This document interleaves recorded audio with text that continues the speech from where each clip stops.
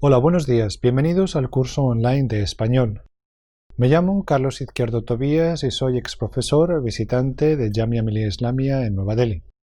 Ahora nos encontramos en el módulo 10 del paper Historia de la literatura hispanoamericana, parte 2. En este módulo vamos a hablar del posmodernismo, parte 2. En este apartado veremos a las poetas hispanoamericanas del posmodernismo, Delmira Agustini, Gabriela Mistral, Alfonsina Storni y Juana de Ibarbourou. Tras analizar el contexto de la época, analizaremos la vida y las obras de estas escritoras.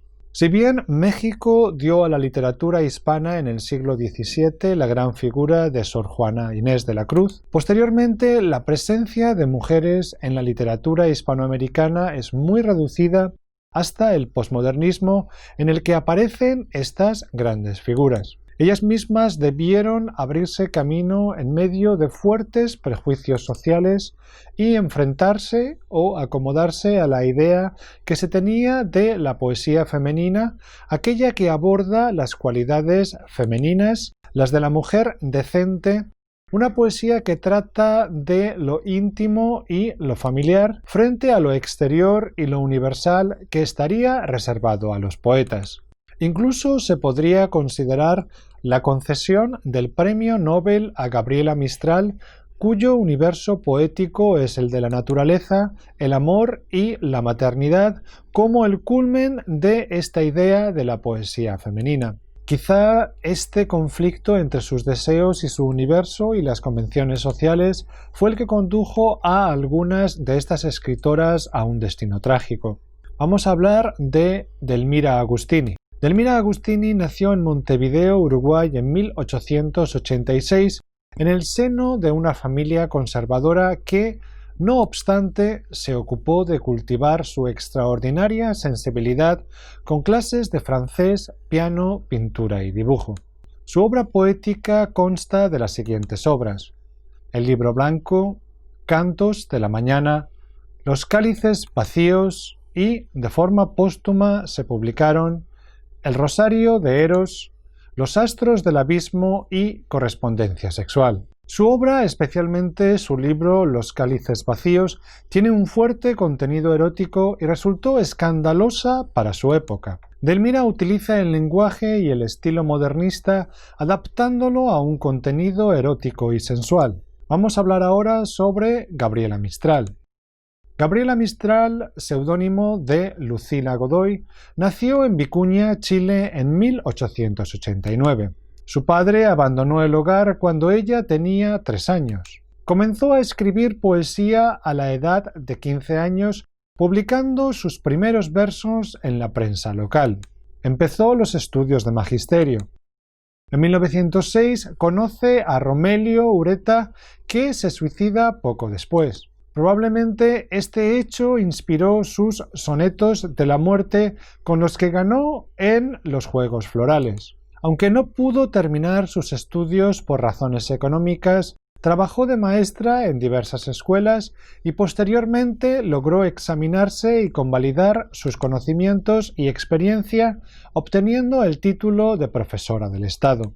En 1922 se marcha a México invitada por el gobierno de este país para colaborar en la reforma educativa y allí funda una escuela, pero en 1925 abandona la enseñanza y trabaja como cónsul en diversos países de América y Europa. En 1945, mientras vivía en Brasil, le conceden el Premio Nobel. En 1953 es nombrada cónsul en Nueva York, ciudad en la que falleció en 1957. Practicó la prosa periodística y la poesía. En lo que respecta a su poesía, en 1922 publicó su primer libro, Desolación, al cual siguieron Ternura, Tala, Los sonetos de la muerte y otros poemas elegíacos y Lagar. Aunque su poesía se entronca en el modernismo más lírico de Rubén Darío, poco a poco va evolucionando hacia un estilo más íntimo y sencillo en el que predomina el sentimiento sobre el pensamiento. Sus temas son los niños, la maternidad, el amor, la naturaleza, el dolor, las inquietudes religiosas y sociales o la frustración. Su primer libro, Desolación, aborda con estilo sencillo temas religiosos en los que se manifiesta la influencia de Amado Nervo, al que también dedica un poema. Esta religiosidad se refleja en referencias a la pasión de Cristo. Cristo, el de las carnes en gajos abiertas, Cristo, el de las venas vaciadas en ríos. Estas pobres gentes del siglo están muertas de una laxitud, de un miedo, de un frío. La religiosidad se trasluce a sí mismo en las referencias bíblicas al pueblo hebreo, a Ruth o a los patriarcas. Raza judía y aún te resta pecho y voz de miel para alabar tus lares y decir el cantar de los cantares con lengua y labio y corazón deshechos. En un poema alude a sus influencias literarias y destaca entre ellas la Biblia, Dante, Amado Nervo o las florecillas de San Francisco. Escribe también otros poemas dedicados a los niños y a las canciones de corro. ¿En dónde tejemos la ronda? ¿Lo haremos a orillas del mar? El mar danzará con 1000 olas haciendo una trenza de azahar. Pero sin duda los de más hondura del libro son los sonetos de la muerte que escribió tras el suicidio de Romelio Ureta. En ellos el lenguaje se hace más complejo y la expresión profunda. Este largo cansancio se hará mayor un día y el alma dirá al cuerpo que no quiere seguir, arrastrando su masa por la rosada vía por donde van los hombres contentos de vivir. Sentirás que a tu lado cavan briosamente, que otra dormida llega a la quieta ciudad. Esperaré que me hayan cubierto totalmente y después hablaremos por una eternidad. Solo entonces sabrás el porqué, no madura, para las hondas huesas tu carne todavía, tuviste que bajar sin fatiga a dormir. Se hará luz en la zona de los sinos, oscura, sabrás que en nuestra alianza, signo de astros, había y, roto el pacto enorme, tenías que morir. Ternura, publicada en 1924, es un libro de canciones para niños con arrullos, rondas, nanas y cuentos. En algunos poemas describe los elementos de la naturaleza como el fuego, el aire, el arco iris o la luz. Su siguiente libro, Tala, lo dedica a los niños vascos víctimas de la Guerra Civil Española. En este libro recoge algunos poemas que había publicado de forma dispersa. Es un libro de madurez con un tono más grave en muchos poemas, como una serie sobre la muerte de su madre, otra titulada Saudade y algunos poemas sobre el adiós y la ausencia. En él encontramos poemas a diferentes materias como el pan y la sal y, en general, una mayor presencia de la tierra americana y de la cultura indígena. Sol de los incas, sol de los mayas, maduro sol americano, sol en que mayas y quichés reconocieron y adoraron, y en el que viejos aymaraes como el ámbar fueron quemados. Faisán rojo cuando levantas y cuando medias faisán blanco, sol pintador y tatuador de casta de hombre y de leopardo. Vamos a hablar ahora sobre Alfonsina Storni. Alfonsina Storni nació en Sala Capriasca, Suiza, en 1892. A los 4 años se trasladó con sus padres a Argentina. Su padre abrió un café en Rosario y ella atendía las mesas, pero cansada de este trabajo, comenzó a trabajar como actriz de teatro, lo cual le permitió independizarse. En 1909 reinició sus estudios y se matriculó en la carrera de maestro rural. Allí una de sus profesoras la anima a escribir. En 1911 se trasladó a Buenos Aires y al año siguiente nació su hijo Alejandro, de padre desconocido. En esta ciudad trabajó como vendedora, agente comercial y docente y comenzó a frecuentar los círculos literarios y a colaborar con distintas revistas. Algunos de sus textos fueron calificados de inmorales, por lo que tuvo problemas en el trabajo y tuvo que abandonarlo. Conoció a Horacio Quiroga, con el que mantuvo una estrecha relación. Escribió también obras de teatro.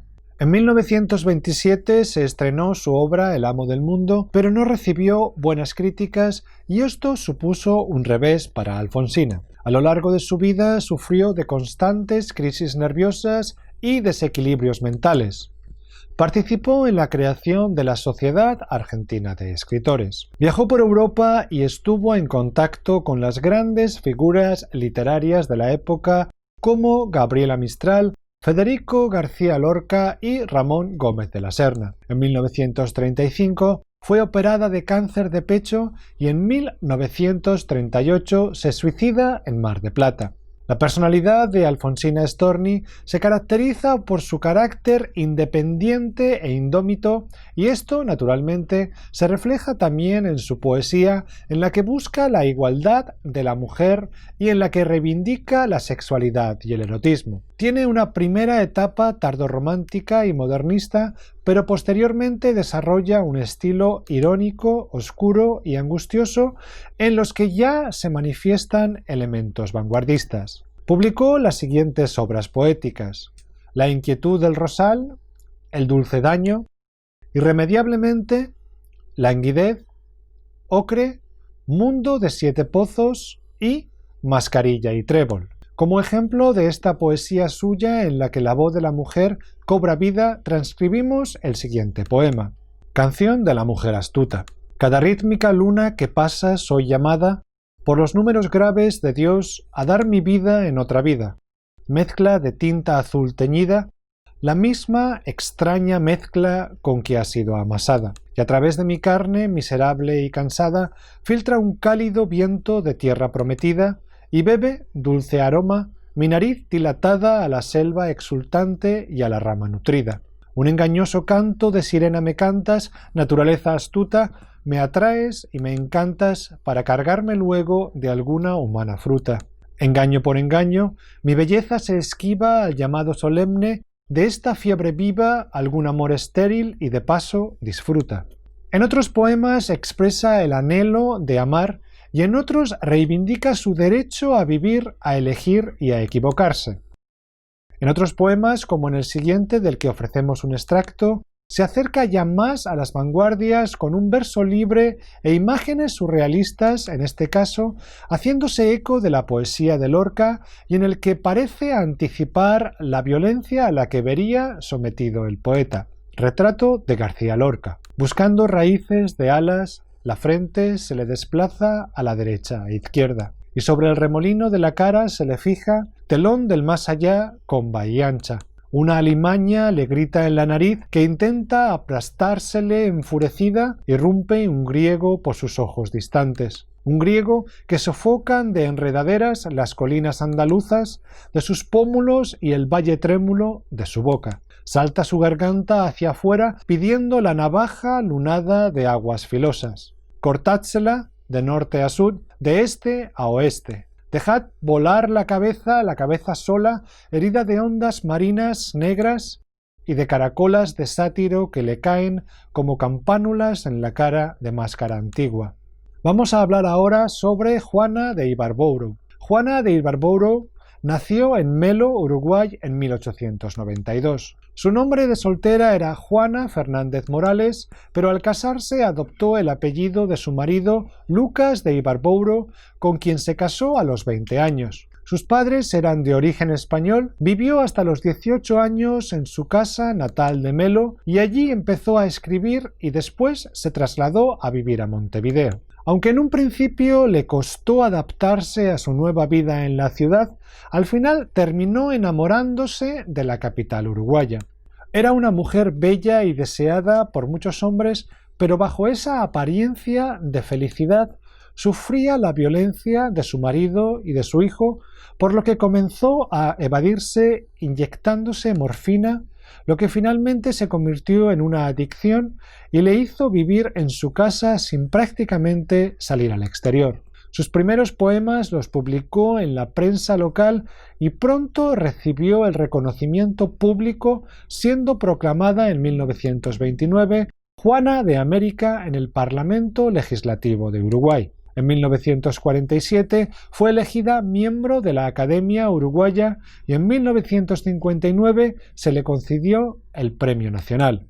Escribió tanto en prosa como en verso. Entre sus obras en verso encontramos Las lenguas de diamante, Raíz salvaje, La rosa de los vientos, Perdida, Azor, Mensaje del escriba, Romances del destino, Oro y tormenta, Angor Day y Elegía. Al principio su poesía se enmarca en el modernismo con un tono vital y optimista y un lenguaje cercano al modernismo más moderado y una sencillez que la asemeja a Gabriela Mistral, pero posteriormente sus temas se hacen más oscuros y dan paso a la soledad, el tiempo o la muerte.